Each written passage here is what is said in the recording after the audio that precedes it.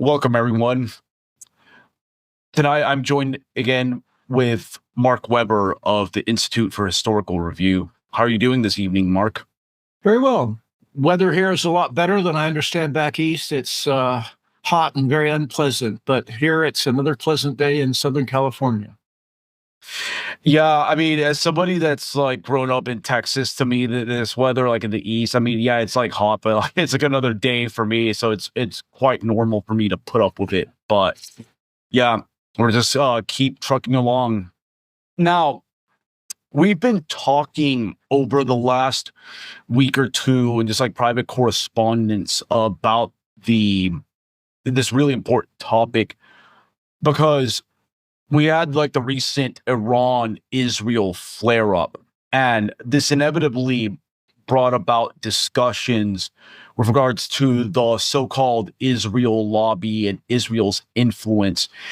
And one point you mentioned that I think was very important that we should not lose sight of is that when people are talking about the Israel lobby and all of this, we have to see this more broadly as an expression of Jewish power. That's something that's generally lost among a lot of commentators, whether it's like Tucker Carlson or some of like the new people in like this space that are critiquing Zionism and the U.S.'s penchant for bending the knee to Israeli and even Jewish American pressure groups when it comes to the issue of Israel. Why do you think it's important for people to understand like the root of this whole issue being as a question that deals with the influence that organized Jewish interest groups have over U.S. politics? Well, because otherwise it's impossible to really understand how this power works. There's a lot of people will say, well, support for Israel isn't just a matter of the Jewish community. Lots of Americans support Israel. And of course, they cite the phenomenon of Christian Zionists that support Israel. But that's very misleading. And the reason it's misleading and wrong is because to say that the Christian Zionists have power other than the organized Jewish community is untrue. And the proof of that is that on every other issue that Christian Zionists care about, other than Israel, they have very little influence. They're not able to make the policies that they support.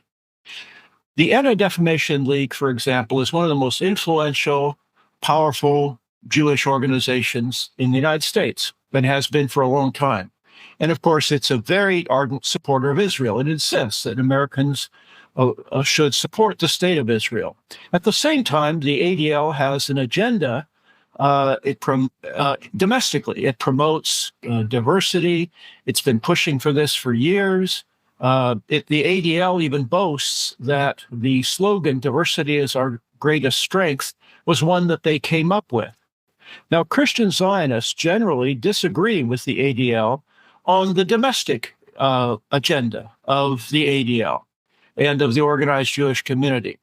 And if the Christian Zionist movement was really powerful, as they sort of imply, it would have weight on the other issues they care about other than Israel. To put it this way, it's like a mouse sitting on top of an elephant and the mouse saying to itself, "You see how powerful we are." Well, it's misleading because on all the other issues that people who support fundamental Christianity and so forth care about, they're losing out. They have lost out. They've steadily lost influence in every issue. The one issue that people say they have clout is about supporting of Israel. But that's misleading because the real weight, the heavy lifting, if you will, of support for Israel doesn't come from it doesn't come from Christian Zionists, it comes from the organized Jewish community, and particularly its organizations such as the Anti-Defamation League and AIPAC, American Israel Public Affairs Committee, which is widely considered the most influential lobby, certainly with regard to foreign affairs, that exists and operates in Washington, D.C. My point is that American support for Israel is one issue in which there's no other explanation of why the United States should be such a strong supporter of Israel except the power and the clout of the organized Jewish community. And it has, and the power, the influence, the clout that we're talking about manifests itself, of course, obviously in U.S. support for Israel, but in other ways as well. And the organized Jewish community for a century, but certainly in the past 80 years, has pushed an agenda of the de-Europeanization, you might say the third worldization of the United States. And this point, in other words, that agenda manifests itself in domestic affairs as well. And anyway, that's why that's very important to make that distinction, because what's decisive is not what majority of Americans happen to think, because their will has been overcome on all sorts of issues that matter to most Americans, immigration and so forth. But on the issues that the organized Jewish community feels strongly about, they have a very impressive record of success because of their organization, their solidarity, and their focus. One thing I've come to appreciate about your work and analysis, how you're able to spot certain trends and show that the present problems we face, they have their origins that sometimes go decades ago, if not like a century ago. And with regards to the organized Jewish community, what are the origins of this power, and when were Jews able to insinuate themselves into the American political process and become such a dominant force despite having such small numbers relative to the broader American population? Well, of course, it's closely related to when Jews began coming to the United States in large numbers. And that was basically at the end of the 19th century. There have been Jews living in the United States already very early on, but they were very small in number. The largest Jewish community for a while in the late 1700s was in Charleston, South Carolina, and they were Sephardic Jews. But really that changed tremendously in the 19th century with the immigration in the United States of German Jews. And the first significant Jewish organization in the United States that represented, you might say, Jewish interests was the American Jewish Committee. And it was founded overwhelmingly by German Jews who had come from Germany. They consider themselves more civilized, more refined, more sophisticated than Jews in Eastern Europe who spoke Yiddish. German Jews spoke German. They were more westernized, you might say, more assimilated, and were very successful in Germany. And the American Jewish Committee was an expression of that. The American Jewish Committee tended to operate not on a mass level, but by talking to individual people on a sort of back channel, quiet way, and to have its influence play a role in a more understated kind of way. Well, in the late 19th century, in the early 20th century, the enormous influx of Jewish immigrants from what is now Poland, Belarus, Ukraine, Lithuania, Latvia, and so forth, came in the late 19th, early 20th century. And these people, they were not very Western. They spoke Yiddish, which is a kind of dialect, you might say, based on German. But it sounds very odd, very jarring even to German Jews or to even English-speaking Jews today. It sounds much more sort of crude and so forth. But anyway, so the Eastern Jews formed, these Eastern Jews from Eastern Europe, Ashkenazi Jews, formed their organization was the American Jewish Congress, American Jewish Congress, American Jewish Committee. They both exist today. But in the years since then, in the late 20th century, there's been lots of marriage back and forth, and the distinction between Jews of German background and Jews of Eastern European background has been largely lost. Very, very few Jews today, relatively speaking, speak Yiddish, almost none of them. But in the early 20th century, there was a very robust Yiddish-speaking Jewish community, especially in the large cities. And they had their own newspapers, their own organizations, their own labor unions, their own social organization, and was very well organized. But see, that's disappeared now, and so now American Jewish community, it doesn't have that foreign aspect. I mean, to the extent that it had in the late 19th and early 20th centuries. But now, so the American Jewish Congress was much earlier a support of Zionism, for example. The American Jewish Committee were opposed to Zionism up until the founding of the State of Israel. They supported Jewish refugees going to Israel, but they were concerned. They're concerned for reasons which have proven very valid. They were concerned that if Jews in America said they supported Zionism, that would identify them by their own admission as a separate group, a separate people, because the entire premise of Zionism is that Jews constitute a separate nationality, not just a different religious group. American Jewish Committee took the view, and many Jews took the view, well, we're really assimilated, but we just happen to have a different religion. But other than that, we should just be accepted as citizens. But Zionism holds that Jews everywhere in the world have a primary loyalty and a primary identity as members of this thing called the Jewish people. The founder of modern Zionism, Theodor Herzl, laid this out in his manifesto of modern Zionism called the Jewish State. And he said, we are a people, a folk, and he wrote it in German, a folk, an ethnic people.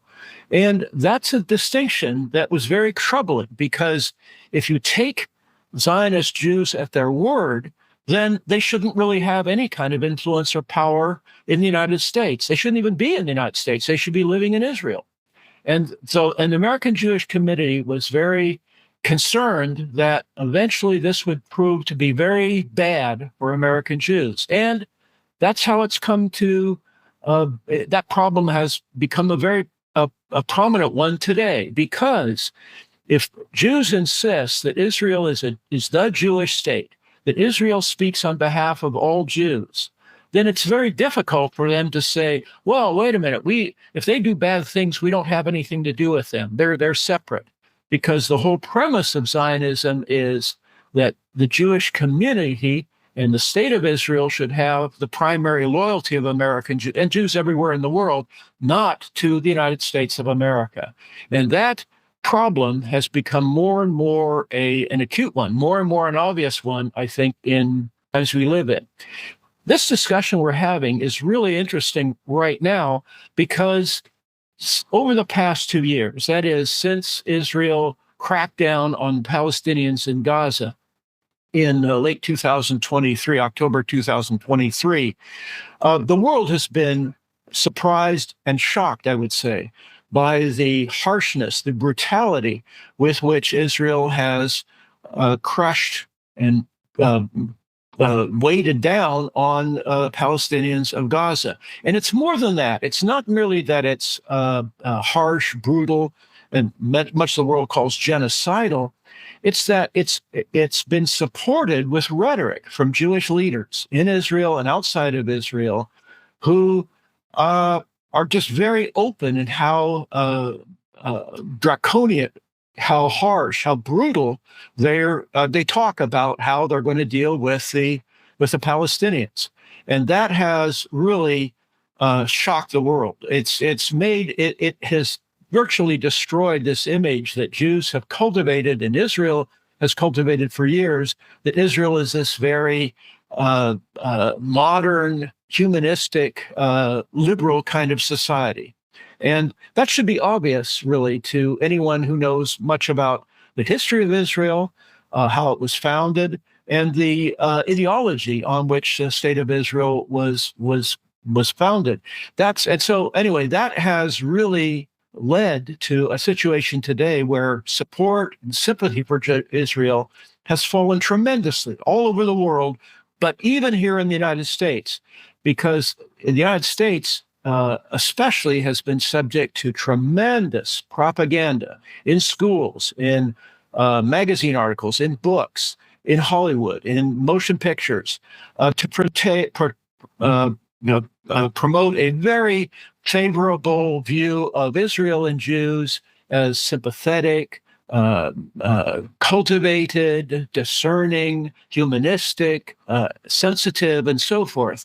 And that now the reality that people see in Israel is more and more obvious, and that has really done a lot to break down this kind of carefully promoted image that Jews have tried to portray, not only of the Jewish community, but particularly of the Jewish state of Israel. You brought up a point about some of the differences in like Jewish communities in the United States, such as like the Sephardic Jewish community, German Jews, and then Ashkenazi Jews.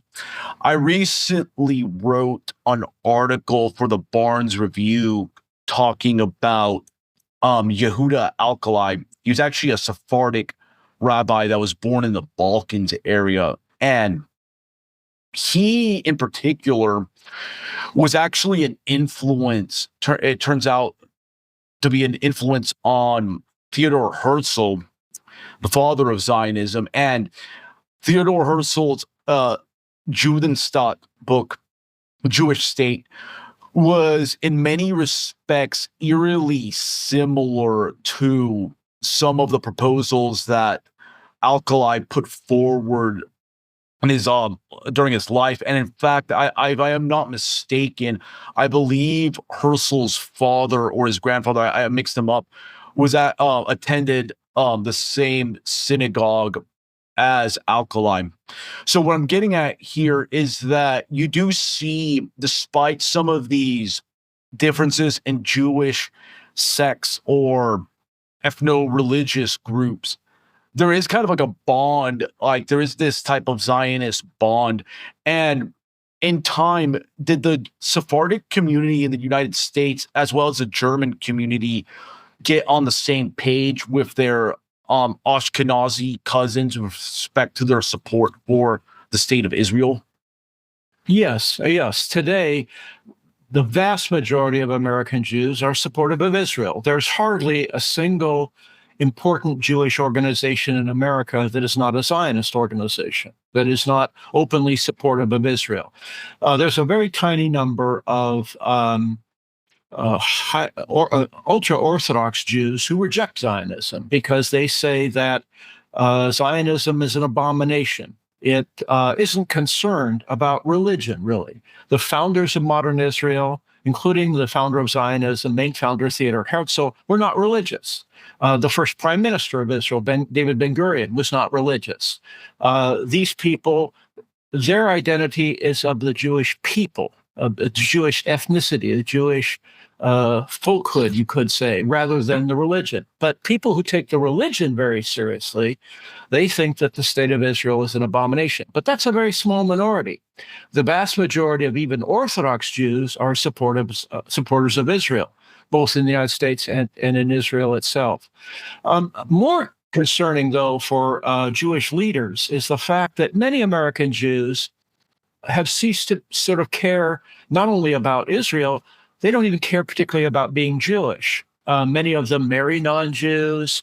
Their loyalty to the Jewish people has become less. But that's not a new phenomenon. That's happened throughout the history of the Jewish people. There's always been a fairly large number of Jews that when they come into contact with non-Jewish cultures, they fall away. They stop being Jew. At the time that Jesus lived in the first century AD, something like 1/3 of the population of the Eastern Mediterranean was Jewish. Many of these people have they stopped being Jewish. They became Hellenized, they call it, because the lingua franca, the language that most people spoke, educated people in the Eastern Mediterranean in the first century, was Greek. The Jews themselves didn't even speak Hebrew. They spoke Aramaic, which is related, but it's a different language. Only religious people took it. But many Jews sort of fell away. They ceased to regard themselves as Jewish, but that's always been a problem throughout Jewish history. And you find this laid out even in the Old Testament, where there's this constant worry and concern that Jews become idolaters, they fall away, and so forth. But this problem we're talking about, this question of identity, has always been one for the Jewish people because It's both an ethnic identity and a religious identity, because the religion is unlike other religions. It's a religion that is for one people. That's an unusual thing in the modern world. Christianity and Islam are both universal religions. Everybody is, the people hope will become Christians or Muslims. And the relationship is between God and humanity. The Jewish view of religion, such as it exists, is a very different one. There's a covenant between God and one people, not between God and humanity. And so this identity as a group is a very important one. And there's always been a kind of tension between those two competing sides, you might say, of the Jewish identity. Yeah, that's one of the things that gets a lot of people tripped up, because what I've noticed is some people will talk about how Judaism is like a religion, and then others will say it's a race. But from what I've gathered, it's very murky. It's like an ethno-religious. It's ethno-religious in nature. But one thing that's curious too, like as you called attention to, the original state of Israel was like a secular project, because of like it was in effect a labor Zionist project initially, but nowadays it's turned because of the demographics in Israel. It's not only becoming more religious, the Ashkenazi founding stock of the country are being displaced by more ultra-Orthodox Jews, the Middle Eastern Mizrahi Jews, and then even some sprinklings of Sephardic Jews, but it's just no longer Ashkenazi in character. So is this cycle just another predictable cycle in the way like this Jewish identity plays out? I believe that the state of Israel is an aberration in Jewish history. Jews have been successful throughout the ages, overwhelmingly, not as a people that have a country of their own, but as a people who lives among non-Jews and who has a very finely attuned sense of the psychology of the people among whom they're living, whether it was in ancient Egypt, whether it was in the Roman Empire, whether it was in Europe, whether it was whatever country we're talking about, including Persia, Iran, and so forth. And they've been very successful by sort of existing among non-Jews. Theodor Herzl was very concerned. He was born in Hungary. He was a correspondent. He wrote in German. He was a correspondent for a very prominent Vienna newspaper in Paris. And he wrote plays, he wrote a lot of things, but he was also a news reporter, writer for a major newspaper in Vienna. And he lived in Paris during the Dreyfus affair, which was, without going into detail, there was a great deal of anti-Jewish sentiment in France. And he was shocked by this because he thought, well, France is very modern, they're enlightened, humanistic, and so forth. And he was shocked by how strong anti-Jewish feeling was in France during the Dreyfus affair in the late 19th century. And he thought, well, why does this tension exist? Why is there this tension, these problems throughout the ages between Jews and non-Jews? And he says, well, the reason is an obvious one.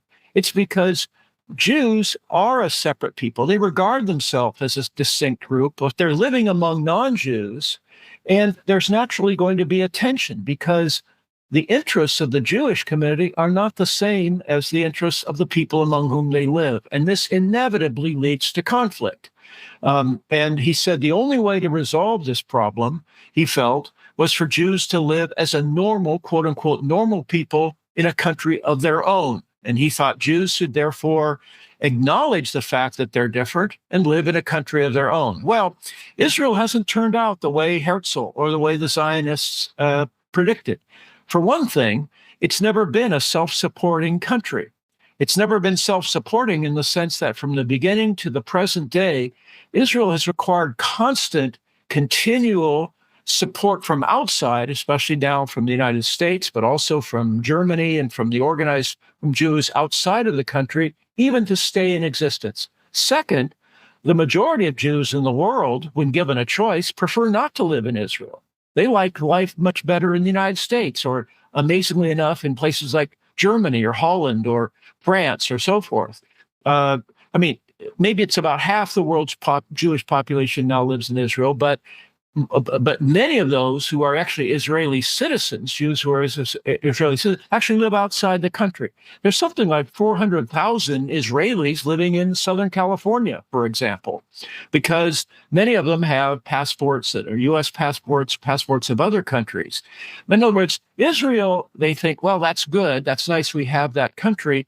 But many of them find life a lot more better for them living outside of Israel. And so that's one of the reasons why also the idea of the Jewish state was that it would be a country living at peace with its neighbors. But in fact, it's had constant conflict. It's never been a normal country, even on that basis, because it's been in constant conflict with its neighbors. And Jews, of course, Israelis blame that on everyone else, not themselves, even though they're the ones that sort of took over the place and created these problems. Anyway, my point is, Israel is a highly bizarre, artificial, aberrant kind of society, not only in the world, but also even in Jewish history. And so that's one of the reasons why it's hard to see how that can really last. When a country, in order for it to stay in existence, requires constant support from outside, even to hold together. And of course, we're seeing this today because the issue of American support for Israel has become a much bigger issue than it was a few years ago. And people are more aware than ever than they were just a few years ago of just how enormous, one-sided the relationship of the United States with Israel is, in which the United States has given more aid over the years, more money to Israel by far than to any other single country. And of course, Americans say, well, why should we do this? What's the point? Now, that's justified in large measure with lots of propaganda about, well, Jews suffered in the Holocaust, or, oh, they're living among people that don't like them, and so they need our support. Well, that gets very tiring after a while, because it isn't America that created the problem. It's Zionist Jews who actually created the problem, created this situation in modern Israel. And so Americans more and more are saying, well, why should we continue to support this country, which has no advantage to us, and it's actually embarrassing increasingly. I've noticed this since October 7th, despite Israel dishing out a lot of military damage towards its opponents and like devastating its opponents. It seems that the country has taken not only a branding loss, but also an institutional loss in the way that the main selling point that Zionists make about Israel, it is the only place that Jews in the world can actually feel safe. But if you look at like recent events, they're either they're staring down the barrel of like either Hamas rockets from Hezbollah, or precision missiles from Iran. And it's becoming like abundantly clear that, yeah, you're actually probably, if you're a Jew, you're probably actually safer in like a multiracial hellscape like London or New York City than being actually in Israel. And you'll also probably be a lot wealthier because you can extract a lot more wealth from like the more productive goyim. Do you think that this is going to create a problem for Israel in the long term, like for like a demographic problem as they try to like search for more people to that's the country? Right. I was going to say that's another anomaly, another kind of contradiction of Israel. It was supposed to be a country where Jews would finally feel safe. But in fact, Jews feel more safe and are more safe in Budapest, Hungary, or even in Tehran, Iran, than they are in Israel. Yeah. I mean, it's an ironic thing that, and people don't know this, they claim Iranians want to kill all the Jews. That's just crazy. In fact, there's one of the largest Jewish communities in the Middle East outside of Israel itself is in Iran. And the Jews of Iran are actually a protected group. I mean, their standard of living is quite a bit higher than that of most Iranians. However, they're not allowed to be engaged in political activity. They can be successful. They have their own synagogues, their own community organizations, and so forth. But they don't play a role in political life. And that's the way Muslim societies have dealt with this question of who's in and who's out. But they're protected. They're actually safer in Iran than they are in Jerusalem or Tel Aviv, where, as we've seen, this has come down. Tel Aviv or Haifa. Yeah. Oh, another thing too. I mean, Berlin has become a popular place for many Israeli Jews because, and here's the irony now, it's 80 years after the end of the war, and many Jews prefer living in Berlin than they do in Tel Aviv. I mean, that's a kind of crazy irony of the situation. And of course, Jews are very successful in places like Los Angeles and New York and so forth. But anyway, that's just one more reason why the state of Israel is such an unusual, bizarre, aberrant kind of state. And it underscores how the promise of Israel as a country has been a failure on the basis of the very claims that the founders of Israel made about what the society would be like. Yes, indeed. I want to go back to something you brought up about how, I think you said in the time of Jesus of Nazareth that the Jewish population was like 1/3 of like the Eastern Mediterranean region. What caused that proportion of the population to drop off? Was it a combination of warfare and just intermarriage, or what were the factors that led? A lot of it was intermarriage. You know, of the disciples of Jesus, most of them had Hebrew names, but one of them, Andrew, had a Greek name. The New Testament was written by Jews. They're written in Greek. The Greek cultural influence was very dominant in the Eastern Mediterranean. And of course, Jews who were educated, they admired this. The Greek culture and, of course, the Roman Empire were far more advanced, far more sort of open and dynamic, innovative than Jewish society. That was very attractive to people. And so throughout the ages, there's always been a percentage of the Jewish population that sort of falls away. They're, as it were, seduced by the non-Jewish world. But then that means that those who stay in are even more sort of committed. It means the remnant, you might say, is even more devoted to this Jewish identity. And it's a very intense one, an extremely intense one. In fact, the very fact that the Jewish people exist over the centuries and into the present day is a remarkable testament to this very, very strong ethnic determination to survive as a people, despite tremendous temptations and pressures to assimilate and to give up being Jewish and to either intermarry or to leave and so forth. I mean, both inducements or temptations to give up Judaism and also pressures to give up. I mean, throughout the Middle Ages and other times, there's strong pressure for Jews to convert to Christianity. Many did, of course, but many did not. And it's a remarkable thing, the extent to which Jews through the ages have chosen suicide rather than become to give up their Jewish identity. That's a tremendous, strong will to survive as a group, as a people. Do you think there's like a religious factor that explains that, or is that more of like a biological like strategy, or how do you view it? There's nothing as strong, I think, as when the religious outlook of people and their racial ethnic identity are the same. That's a very powerful combination. In other words, staying Jewish is considered not really in a sort of cultural heritage ethnic way, but also it's fortified with the belief that this is the will of God. This is what we should be doing. This is what God commands. That's a powerful thing. It's one of the reasons, too, why Iran has a lot of durability, a lot of resistance, because Shia Islam and the Iranian national identity are overlapped to a tremendous degree. The supreme leader of Iran is not merely the supreme political leader, he's also the supreme religious leader of the country. That's a very powerful combination. And it used to be that Europeans, their ethnic identity and their religious identity were overlapping.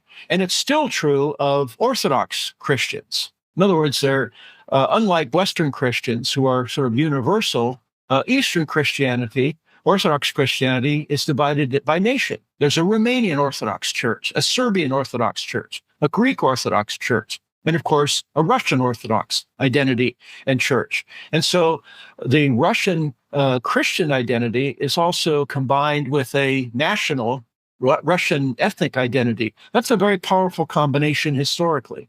And Jews, of course, have that united in a way that is more strong, I think, than any other particular group. Now, there are some other small groups. I mean, that's kind of the Parsis in India might be like that. There's a few others in small groups in the world, but none of them have this level of very, very strong identity, fortified on both an ethnic basis and a religious basis. Do you think that even though like a state like Israel was founded like on secular grounds, that the thousands of years of like religious practice has been embedded in like the Jewish like socio-political fabric still were able to like manifest themselves, especially when you look at like Israel's ethnic cleansing policies that continue to the present? Do you think that even when Jews have given up like their religion or become secular, that type of culture still finds a way of like that type of religious ethos has a finds a way of expressing itself? Yes, very much so. In fact, one of the ironies is the Declaration of Independence of the State of Israel in 1948. In order to explain why they're setting up a state in Palestine, they have to refer to religion. I mean, it's a kind of fraud in a way, or a kind of bait and switch, switch and bait. In other words, they'll say, "No, we're secular. We're just a Jewish people," but that's not the whole truth. The truth is that this identity also has a very, very strong religious component that many people don't want to recognize. But that's right. That's true. In other words, Herzl was so non-religious. For a while, he accepted the offer from the British to establish a Jewish state in Uganda, in East Africa, in what is now Kenya and Uganda. Well, many Jews said, well, no, that's just crazy. I mean, we have to be in Palestine, Judea, whatever, where God promised us this land. And of course, that's the religious side. But if all you really want is a state of your own, it shouldn't matter if you're secular, if you don't care about religion, where it is. And that's why Herzl, for a brief time, he accepted or thought, well, maybe we can set up a state in what's now East Africa. It might have had a lot less problems than being in the Middle East, than being in Palestine. But anyway, yes, in other words, even secular Jews, it's hard very much after a time to sort of get away from that. And that's why another problem is the secular Jews, just like secular people everywhere, tend not to have as many children. Mm-hmm. Secular people tend to be very much focused on me, what's good for me. Whereas religious people, they are more inclined and historically have more children. And that's a big problem in Israel, that the population just demographically in Israel is becoming more and more Orthodox because they have many more children.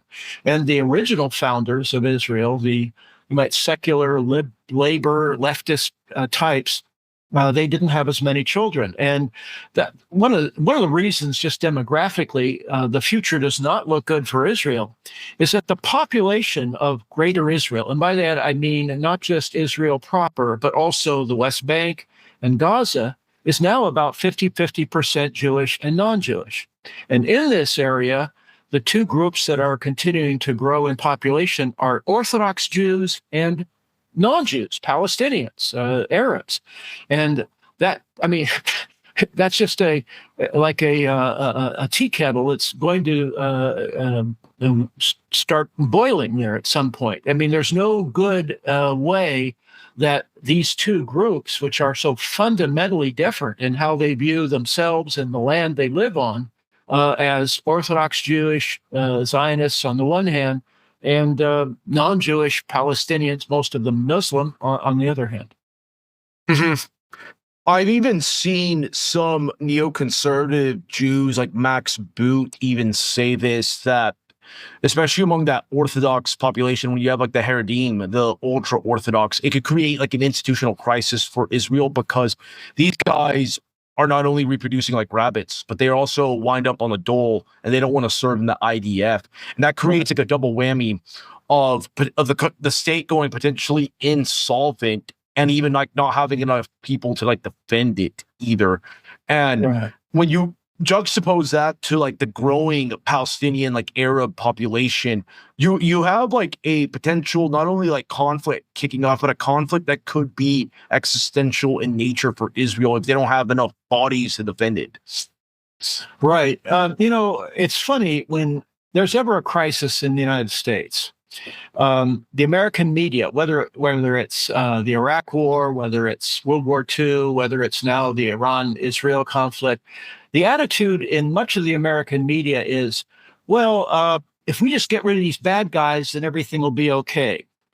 They don't really, Americans tend not to look at things in historical terms. There's a very strong tendency in the United States to look at problems in terms of, well, if there's problems, there must be bad guys. So we get rid of the bad guys, and then things will be okay. Marvel comic.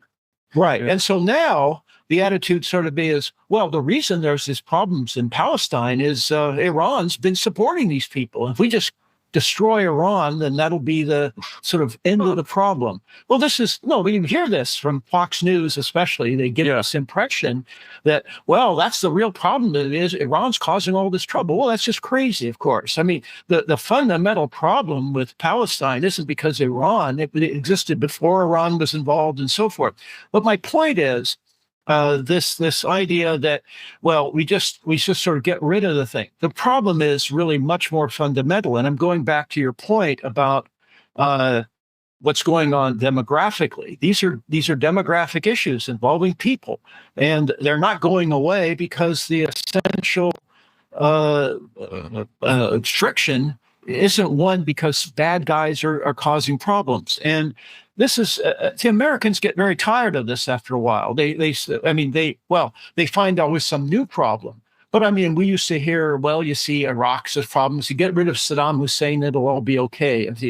This is a very childish way of looking at it, and it has to do with a real problem in America of a country, a culture that's very non-historical. Because American leaders like to talk about how exceptional America is, which means, well, the normal rhythms of history, the normal rules of life, of biology, and so forth, don't really apply to us. We'll just make it all work somehow. And but Jews have a far, far more. I mean, most people around the world who are thinking, of course, educated people, they have a longer view of history because they're much more conscious of their own historical heritage and background and past in a way that Americans aren't, because it's a young country. It's a very individualistic country. Anyway, my point is also, too, how it goes back to this idea that people who, without a historical sense, they tend not to have children. They're sort of focused on themselves, what's good for me, as well.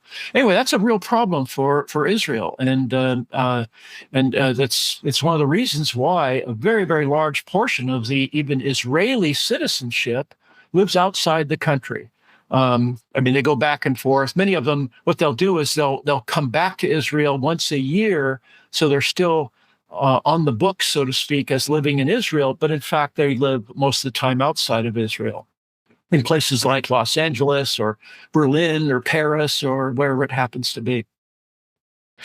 Yeah, one thing I noticed, especially in throughout the 12-day war between Israel and Iran, is that the Israeli government actually passed a measure to ensure that nobody left the country, because they feared that if this conflict turned into a protracted affair, like many would have fled like within a matter of time. Because one thing I've also noticed with Israel, having interacted with several Israelis, a lot of them have like multiple like passports and even multiple citizenships, like sometimes like 3 or 4. Right. And they always have like one foot in the door, because I mean, like the Jewish community is fundamentally like they are like a people that wanders around, that is like a diaspora through and through. Right. Well, as one person once said, for Jews, the bags are always packed and ready to take off to some new place. And I've heard this, of course, anecdotally from people over the years, but you can see this. I mean, one of the big things that's really changed, and I think this goes to what we're sort of talking about here, is really in the last few years a tremendous change in attitudes about this very question of Jewish power. See, that was always considered a thing that nobody should even talk about. In 1941, in one speech, Charles Lindbergh, when he was talking about the forces that are trying to get America into World War II, he mentioned he said the Roosevelt administration, the British government, and American Jews are trying to get the United States into World War II. He said this in a speech in Des Moines, Iowa, in I think June, July 1941. And he was very criticized because he said, people said, well, that's terrible because you're implying that Jews are not just like everybody else in America. They're just, you're making a distinction. We shouldn't do that. We're all Americans. And that's what the kind of official view of the politicians and so forth is. Let's see, we're all Americans. And in fact, you'll hear a lot of conservatives, a lot of Trump people say, well, identity politics is really bad because it divides America. We should all just be Americans. But it's very difficult to believe that they really take that seriously, because when they're appealing for votes, they appeal to Jews or blacks or other people on the basis of their background, their ethnicity. This is going to be good for you as Jews or blacks or whatever it happens to be. And in the last presidential election campaign, both Democrats and Republicans put out advertising targeted particularly at Jews, saying, okay, our candidate's going to be good for you as because you're Jewish. Now, that represents a real shift. Increasingly, America has now become so diverse that really there's an increasing sense that we're not just all Americans, that people have an identity quite distinct from this American identity, and no one has that more emphatically than does the American Jewish community. And I was very struck by this. I was 15 years old in 1967 during the Six-Day War, which was the war between Israel on the one hand and Egypt, Syria, and Jordan on the other hand. And Israel struck first, but it was a tough, touch and go kind of situation for a while. And at that time, it was announced in the newspaper there would be a conference of Jews at the ballroom of the main hotel in Portland, the most prestigious hotel in Portland, the Benson Hotel. And our family lived very close by the center of town. And so I was just interested. I was, like most people, I was very pro-Israeli. I mean, I was following the thing. And almost everybody in America, the media was just overwhelmingly very sympathetic to Israel. And I went to this meeting. I was standing in the back. I was just this teenage kid, you might say, in the back of the room. And the consul, the Israeli consul from San Francisco, flew up to be at the event.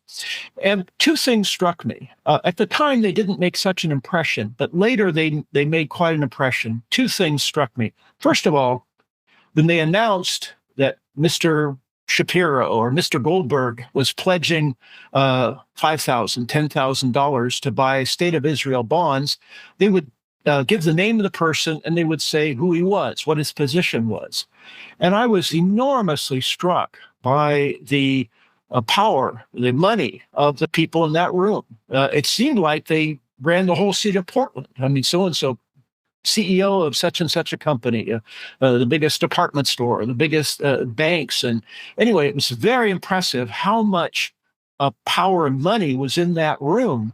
And second, I thought to myself even then, and later I reflected on it even more, no other group in Portland would gather together and pledge money with that level of determination and resolve to support the interests of a foreign country. I couldn't imagine any other group getting together to support Italy or Britain or any other Ireland. I mean, there would be sympathetic people for one thing, but these people really put money. I mean, this was a very, very big issue. And I was struck by this very strong sense of community and of solidarity of the community that these people had. And of course, we see other examples of that now. That's more and more obvious than it was when I was young. And of course, people are more aware of that in a way that they were not before. And that's a big change in American life. And it's a dangerous thing because to have a overt, open loyalty and support for a foreign country is increasingly hard for Americans to justify when we have so many problems here in our own country. And the mood overwhelmingly, whether people are Democrat, Republican, or so forth, is why are we giving hundreds of billions of dollars? Why are we doing all this for a foreign country that there's no real advantage for us or for the world, if you will, to do so? That's a real shift, I think, in attitude and so forth on the part of many, many Americans. It didn't exist 10, 20 years ago.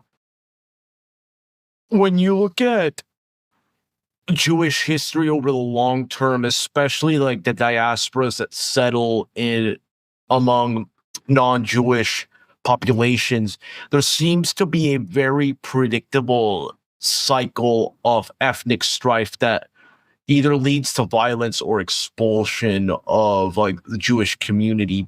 Do you think that the United States, based on current trends, is heading that way with regards to its very own Jewish community? Well, yes. I mean, first of all, this is a very important phenomenon, and it's one that Theodor Herzl writes about in The Jewish State. Why is it throughout the ages, going back to ancient Egypt or the Roman Empire or Persian Empire, Europe, and so forth, why is there this constant strife between Jews and non-Jews? Well, the answer that the groups like the ADL give for why does anti-Semitism exist, their answer is an evasive and silly one. They say, well, it's a virus. We don't know where it comes from. They refuse to acknowledge that there's any relationship between what Jews do and what people think of Jews. Some years ago, George Soros, who, of course, people know he plays a big role in supporting liberal groups and so forth. He was born in Hungary, very wealthy, puts lots of money into political campaigns. He doesn't highlight his Jewish background. He's very reluctant to highlight that. He regards himself as a businessman, a sort of international person, a liberal. Anyway, but once he spoke to at a Jewish conference, and George Soros was asked the question, well, do you see anti-Semitism increasing? And he said, well, it'll depend on what Israel does. If Israel is really harsh and so forth, anti-Semitic, anti-Jewish feeling will grow. Well, the next day, the leaders of a whole range of Jewish organizations denounced him for saying that. They say it's completely impermissible to say that there's a relationship between dislike of Jews or anti-Jewish feeling on the one hand and what Jews do or Israel does on the other. Well, that's just silly. That's just absurd, really. But that's the kind of mantra that people like George, that organized Jewish groups say. So they say it's a mystery. Well, it's not a mystery. Now, in America, Jewish groups are claiming now that anti-Semitism is worse in America than it's ever been. It's true, it does, but it really comes mainly from especially people of Arab Muslim background who are very show solidarity with Palestine.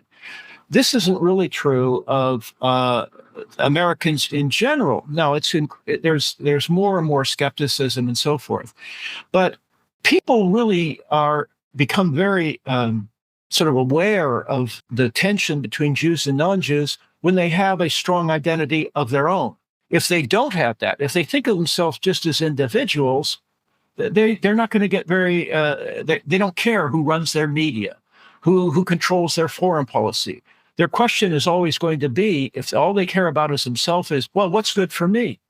But people who care about their heritage, who care about their future as a group, as a people, they're not going to like it when an alien group controls and has such an outsized grip on their media, and how we're supposed to think, and so forth. You know, in 2013, Joe Biden, when he was a lot more corpus mentis, when he was still thinking, he was vice president under Obama. And he gave a talk in May 2013 to a Jewish gathering in Washington, D.C. And he talked in there very frankly about Jewish power. He said, he talked about the immense and outsized Jewish role in the mass media and cultural life. He said, I bet 85% of the major social political changes in American society over the past 80 years, whether in Hollywood or social media, are a consequence of Jewish leaders in the industry. That is, in Hollywood, in the mass media.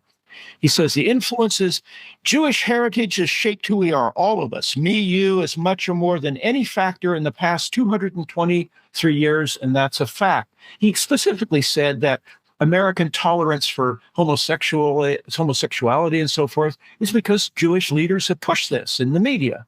Now, the next day, or the next few days after that, Jewish leaders were very unhappy with what Biden said. Nobody said it wasn't true.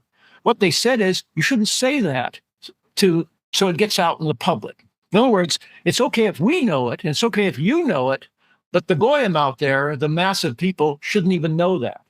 And of course, but he did, it was recorded. It was in the news, some newspapers, not many, but it was the time. And I've highlighted it because this is a frank admission by someone who more than almost nobody in America knows more about how American politics works, or used to anyway, than Joe Biden, whose whole life has been in politics. But my point is, this awareness is growing, but the pushback will depend on what people's loyalty is. If you're a really strong Muslim, or if you feel solidarity with Palestinian background, Arab background, then what Israel is doing and what the American Jewish community is doing is outrageous.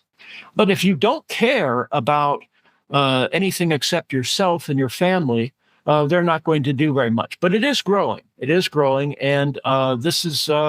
I don't think it can. I think something has really changed. I wrote something 20 years ago or so. I gave a talk, and I said that in history, throughout the long course of human history, this tension between Jews and non-Jews has flared up time and again in certain areas or regions or cities.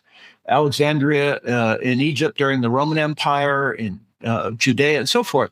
But always it's been a certain area, and then after that, the Jews will be oftentimes they'll move away to some new area. And I said in the 20th century, it became a continental issue in Europe. It might say in Europe. But today, this is now a global issue. Now there's an awareness everywhere in the world, you see, partly because of communications and partly because of the very existence of the state of Israel, that Jews regard themselves as a separate people whose first loyalty and primary loyalty is not to the country of which they're citizens, but to the Jewish community and to Israel. And so to that extent, in that way, this awareness is really growing, I think, everywhere in the world, but particularly in countries that have a large Jewish influence and presence and role in society. Well, I think this is a good place to conclude this discussion, Mark, but I was thoroughly captivated by it and really enjoyed some of the info you provided. But as always, feel free to promote what you're doing and what IHR is doing to the audience. Well, thank you. I often forget this, but yes, please. There's much more about all of this. Many articles, many, we offer books and so forth on these questions through our website, ihr.org, ihr.org, Institute for Historical Review, and I urge people to check it out. All right. And to my audience, I appreciate the attention. And with that, El Niño has spoken.